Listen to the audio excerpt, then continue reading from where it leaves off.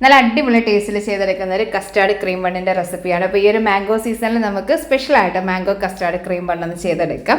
അപ്പോൾ 1 കപ്പ് ചെറുചൂട് പാല്, 1.5 teaspoon instant east, ഒരു 3 ടേബിൾ സ്പൂൺ പഞ്ചസാര കൂടി ചേർത്തിട്ട് നല്ലപോലെ മിക്സ് ചെയ്തെടുക്കാം.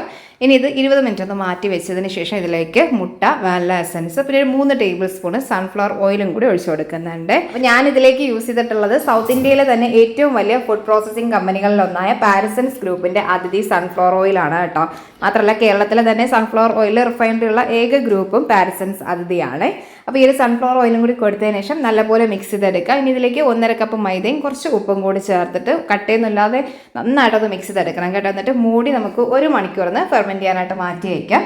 അപ്പോൾ ഈ ഒരു ടൈമിൽ ഒരു മാംഗോ കസ്റ്റാർഡ് ചെയ്തെടുക്കാവേ. അപ്പോൾ ആദ്യം നമുക്ക് നല്ല മധുരമുള്ള ഒട്ടും തന്നെ പുളിയില്ലാത്ത മാങ്ങ എടുത്തോളണേ.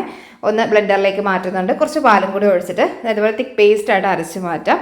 ഇനി ഒരു പാനിലേക്ക് കുറച്ച് പാല്, പിന്നെ നമ്മൾ കസ്റ്റാർഡ് പൗഡർ ചേർത്ത് കൊടുക്കുന്നുണ്ട്, പഞ്ചസാര, കുറച്ച് വാനില, നല്ലപോലെ മിക്സ് ചെയ്തെടുക്കുക. ഇതിലേക്ക് നമ്മൾ അരച്ച് വെച്ചിട്ടുള്ള ഒരു മാംഗോയുടെ പേസ്റ്റും കൂടി ചേർത്ത് കൊടുക്കുന്നുണ്ട് കേട്ടോ.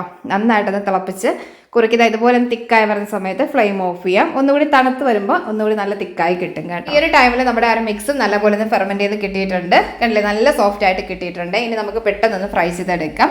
അപ്പോൾ ഞാൻ പാനിലേക്ക് ഓയിൽ ഒഴിച്ച് കൊടുക്കുന്നുണ്ട്. ഫ്രൈ ചെയ്യാൻ ഞാനിവിടെ അതിഥിയുടെ സൺഫ്ലവർ ഓയിൽ തന്നെയാണ് കേട്ടോ എടുത്തിട്ടുള്ളത്.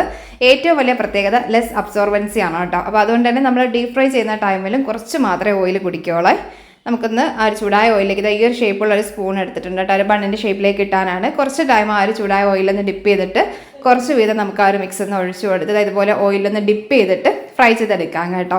ഈസി ആയിട്ട് ചെയ്തെടുക്കാൻ പറ്റും. കണ്ടില്ലേ, നമ്മളെല്ലാം ഒന്ന് ഫ്രൈ ആക്കി എടുത്തിട്ടുണ്ട്. ഭയങ്കര സോഫ്റ്റ് ആണ്. ഇനി ഒന്ന് കട്ട് ചെയ്തിട്ട് നമുക്ക് ആ ഒരു ഫില്ലിങ്ങും കൂടി കൊടുക്കാം. കാണുമ്പോൾ തന്നെ അറിയാൻ പറ്റും കേട്ടോ. ഭയങ്കര ടേസ്റ്റാണ്. അപ്പോൾ എന്തായാലും ട്രൈ ചെയ്ത് നോക്കണേ. മറ്റേ റെസിപ്പി ആയിട്ട് വരാം. താങ്ക്